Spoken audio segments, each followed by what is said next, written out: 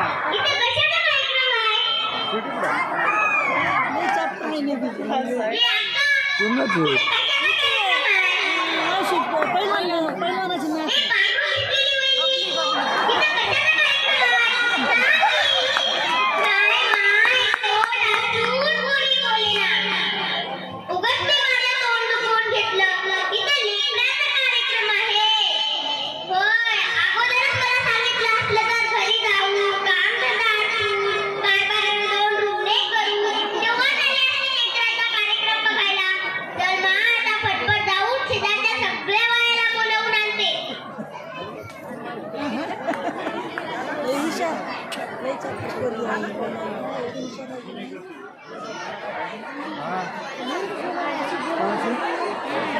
बोलते मग.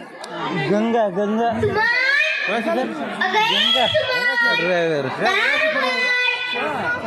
हा हिला माहिती हिला अगं माहिती सुमन.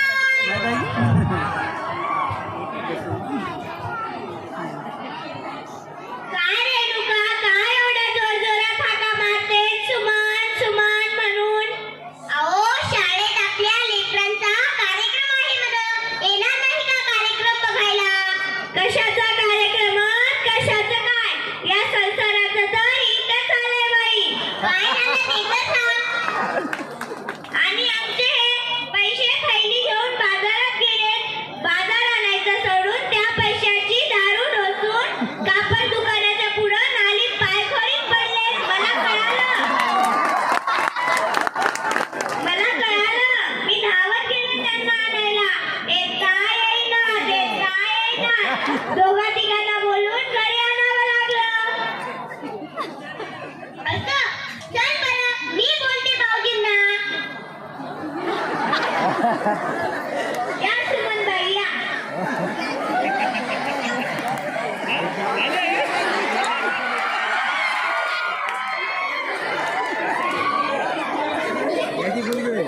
कोणाचं?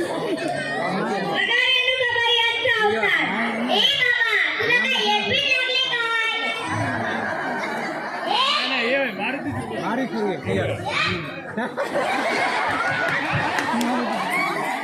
बाजाराला दिलेल्या पैशाची ढोसून आला. घरात तेल नाही, मीठ नाही. लेकरं उपाशी कार्यक्रम बघायला गेले. जाऊ दे. जरा लेकरांच्या शिक्षणाकडे लक्ष दे. शाळेत किती छान कार्यक्रम करतात. डान्स, भाषण. जाऊ दे.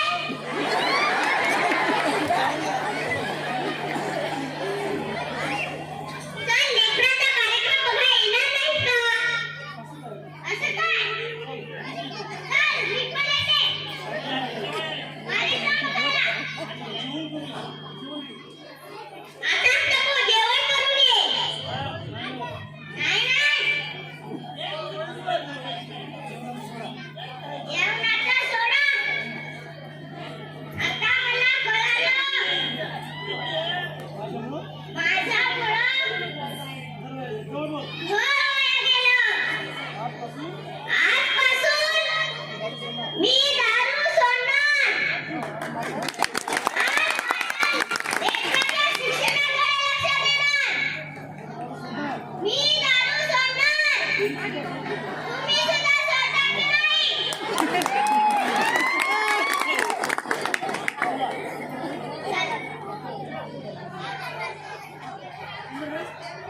सुमनबाई, तुम्ही काम आवरा. मी सुंदरबाईकडे जाऊन येते.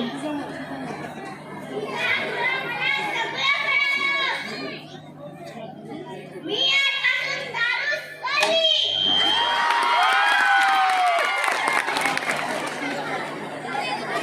तुम्ही या कार्यक्रमाला.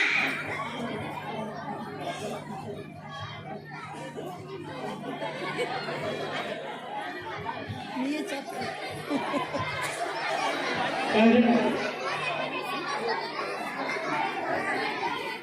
साडी बरोबर लेस साडी नाही. सुंदर, अगे सुंदर, दार उघड.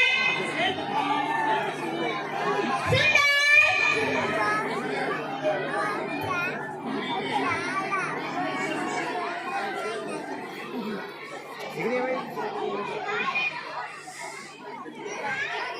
अरे नका का मारते एवढ्या जोरजोरात सुमन सुमन अहो शाळेत आपल्या लेकरांचा कार्यक्रम आहे बघा येणार नाही का कार्यक्रम बघायला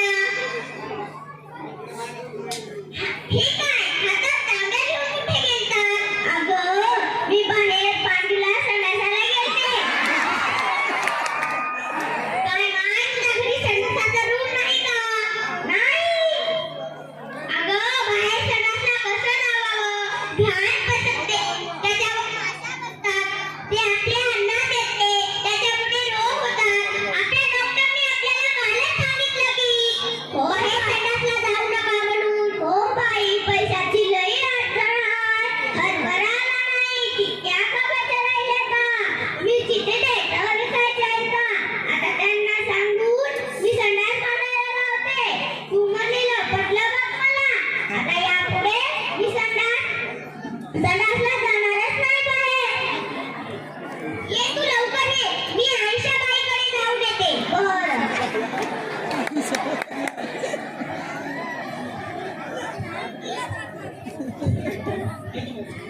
येतो माझ्या माझ्या नात्यात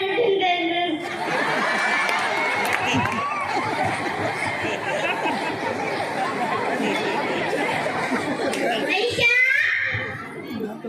अगं ए आयशा दार उघड जेवण झालं का काय बाय कशाचं जेवण आणि कशाचं काय नाही ना मी ते सांगितलं तरच कळेल ना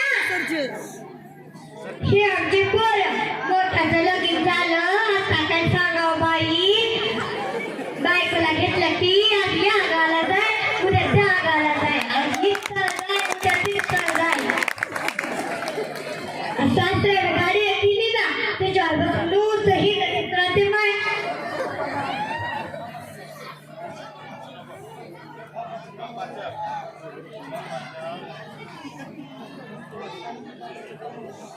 त्यानं बी बापाचं काम ऐके ना आणि त्याची बायको तर 8 वाजेपर्यंत झोपते उठवायला गेलं की मग अंग दुखायला म्हणते म्हणजे पायात वडायला म्हणते काय बाई आजकालची पोरं बायकाला डोक्यावर घेऊन शिकतात जमाना काय बरं नाही बा आपल्या काळात कसं होतं सकाळी उठायची भांडी घासायची सरळ टाकायचं चादराचं शेण करायचं आडाचं पाणी आणायचं किती कामं होती बाई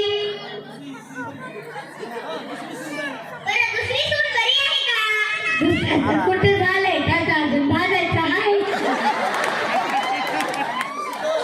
काहीतरी शिकल जास्त पाठ फेडल असं वाटलं होतं पण ते बी गेलं बाया काय झालं पुण्याला शिकायला आहे वाटतं की कशाचं पुणं कशाचं काय हा शिकायला पुण्याला मात्र आता कितीतरी परीक्षा देते कधी म्हणते पेपरात 4 मार्क कम पडले कधी म्हणते हाल तिकीटच मिळालंय कधी म्हणते 2 मार्क कम पडले अभ्यासच करत नाही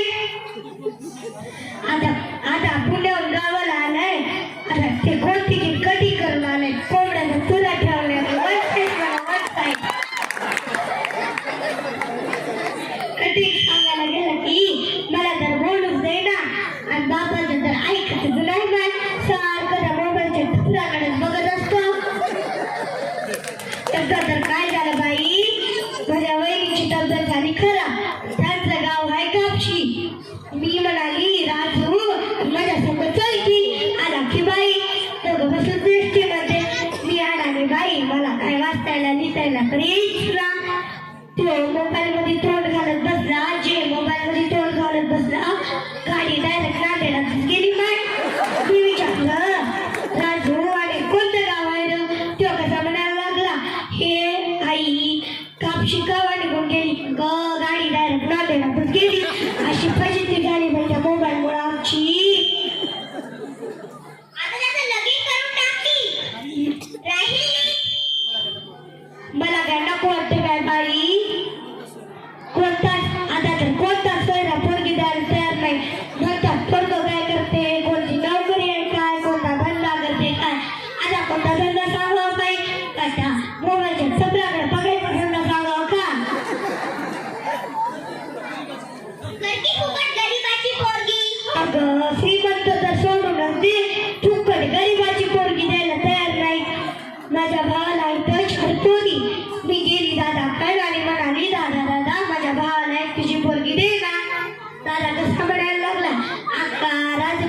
परीक्षा पास होत नाही, कोणता धंदा करत नाही, कामात मदत करत नाही, सकाळ 8 वाजेपर्यंत झोपते आणि उठलं की डोंगरापर्यंत चड्डी जाऊन साऱ्या गावाला मित्राचा वाटेत फिरते.